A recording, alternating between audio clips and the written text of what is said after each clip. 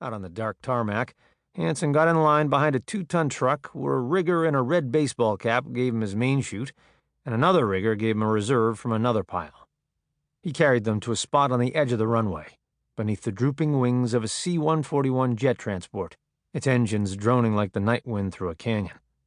He shouldered the main chute, running the harness over his shoulders, under his arms, then carefully adjusting the straps through the inside of his thighs. He tightened the webbing through his crotch for the moment when he would leave the plane at 120 miles an hour, the chute snatching him up and slinging him backward, 800 feet above the forest.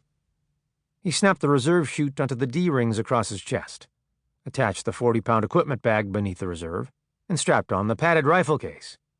He tightened the combination of buckles once more. Then he relaxed and let the main chute pull him over backward, hitting the ground in a sitting position, to wait, looking like he had been buried under a pile of green luggage. The operation was a full dress rehearsal for something they would probably never do, a night parachute jump into the mountains where Hanson and the other insurgents would link up with civilian members of the resistance movement against the aggressor forces, a rehearsal for a jump into Eastern Europe in the event of a Russian invasion there to organize the underground against them. They would soon be going to Southeast Asia, not Eastern Europe. They would not be organizing a civilian resistance, but training Aboriginal tribesmen to fight with carbines instead of bamboo crossbows they had used for centuries.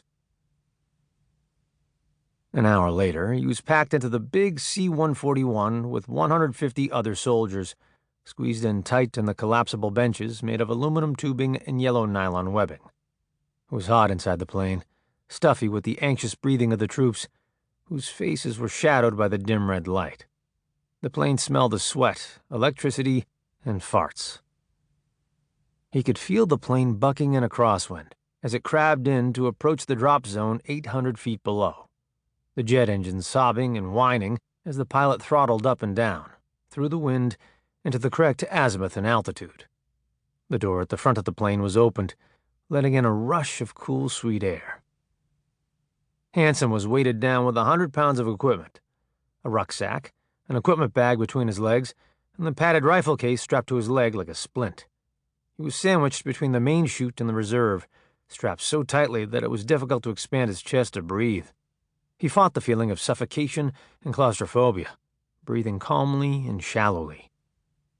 Up near the door, the jumpmaster's shout was drowned out by the engines as he motioned up with both hands, like a minister inviting the congregation to stand.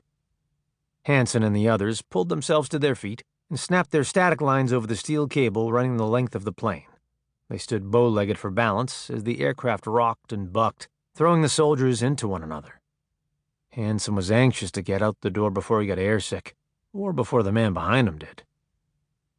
The dim red light in the plane turned green, and the line of soldiers, Hanson trapped in the middle of the column, pushed, staggered, and then began to run with short, shuffling steps toward the wind-sucking door, like some overburdened chain gang, the jumpmaster screaming, "Go, go, go!"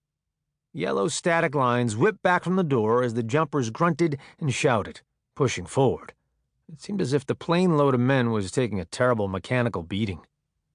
As he went out the door into sudden silence, Hanson could see a forest fire off to his left, a dirty orange flame with a ragged perimeter of white smoke. An instant later, it was gone, as the chute snapped open and slung him back and up.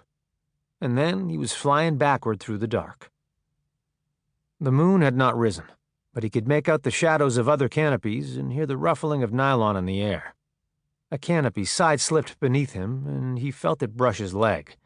Voices muttered and called out in the air above and below him like spirits as he pulled the release on his equipment bag and felt it fall away. For a moment, the hiss of the wind gave way to the pine-scented silence of the ground. The shadow of the earth rushed up and hit him, and he heard himself grunt as though it were another person making the sound.